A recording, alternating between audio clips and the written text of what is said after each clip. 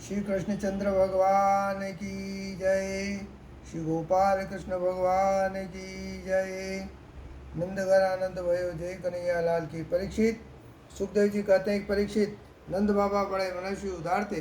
पुत्र का जन्म होने पर तो उनका हृदय विलक्षण आनंद से भर गया। उन्होंने स्नान किया, पवित्र होकर सुंदर सुंदर वस्त्र धारण वस्त्राभूषण धारण किए। फिर वेद के ब्राह्मणों को बुलाकर स्वस्ति वाचन और अपने पुत्र का जात कर्म संस्कार करवाया। साथ ही देवता और पितरों की विधि पर पूजा भी करवाई। उन्होंने ब्राह्मणों को वस्त्र और आभूषणों से सुसज्जित 2 लाख गोएं दान की। रत्नों और सोनाले वस्तु से ढके हुए तिल के 7 पहाड़ दान किए। संस्कारों से ही गर्भ शुद्धि होती है, यह प्रदर्शित करने के लिए अनेक दृष्टांतों का उल्लेख करते हैं। समय से नूतन जल, अशुद्ध भूमि आदि, स्नान से शरीर आदि, प्रक्षालन से वस्त्रादि, संस्कारों से गर्भादि, तपस्या से इंद्रियादि, यज्ञ से ब्राह्मणादि, दान से धन धन्य आदि, संतोष से मन आदि द्रव्य शुद्ध होते हैं। परंतु आत्मा की शुद्धि तो आत्मज्ञान से ही होती है। उस समय ब्राह्मण सूत मगध बंदीजन मंगल में आशीर्वाद देने तथा स्तुति करने लगे। गायक गाने लगे, भेरी और धुंदुभी में बार बार बजने लगी। ब्रजमंडल के सभी घरों के द्वार, आंगन, भीतियों झाड़ू बुहार दिए गए थे। उनमें सुगंध जल का छिड़काव किया गया। उन्हें चित्र विचित्र ध्वजा, पताका, पुष्पों की माला और रंग बिरंगे वस्त्र, पल्लवों के बंधन और सजाया गया। पूरे ब्रज को सजाया गया। गाय, भेड़ और बछड़ों के अंगों में हल्दी तेल का लेप कर दिया गया। उन्हें गेरू आदि रंगीन धातुएं, मोर पंख, फूलों के हार तथा तरह के सुंदर वस्त्र, सोने के जंजीरों सजा दिया गया।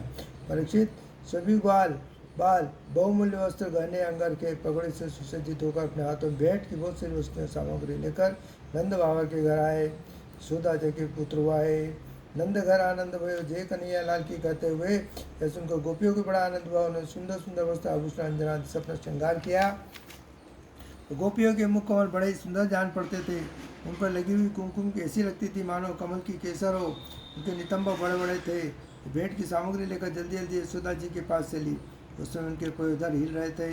गोपियों कानों में चमकती मणियों की कुंडल झिलमिला रहे थे। गले में सोने के हार हिंकल झिलमिला जगमगा रहे थे। वे बड़े बड़े सुंदर रंग बिरंगे वस्त्र पहने हुए थी। मार्ग में उनकी चोटियों में गुथे हुए फूल बरसते जा रहे थे। हाथों में जड़ाऊ कंगन अलग ही चमक रहे थे।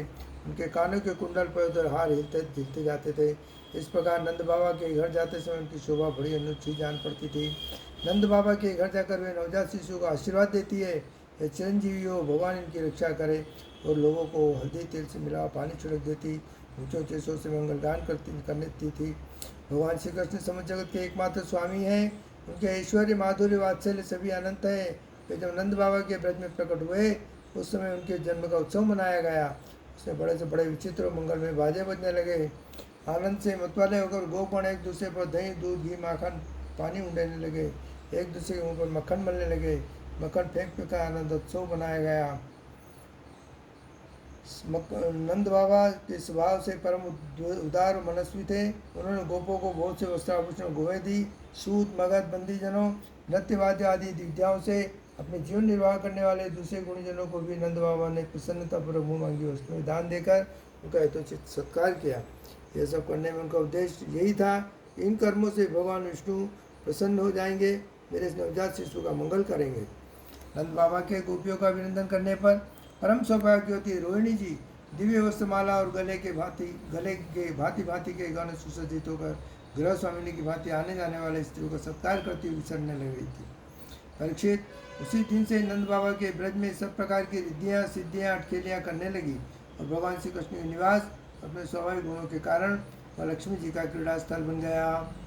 परीक्षित, कुछ दिनों बाद जब नंद बाबा ने गोकुल की रक्षा का भार दूसरे गोपों को सौंप दिया और वे स्वयं कंस का वार्षिक कर चुकाने के लिए मथुरा चले।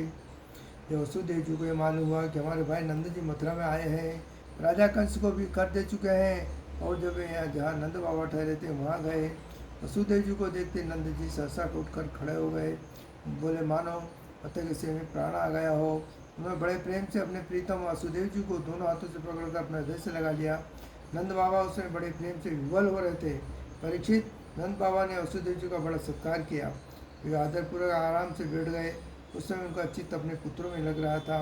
वो नंद बाबा से कुशल मंगल पूछकर कहने लगे कि वसुदेव जी ने कहा कि भाई तुम्हारी अवस्था ढल चली थी, अब तुम्हें कोई संतान नहीं थी, यहाँ तक कि अब तुम्हें संतान की कोई आशा भी न थी। बड़े सौभाग्य की बात है कि अब तुम्हें संतान प्राप्त हो गई है।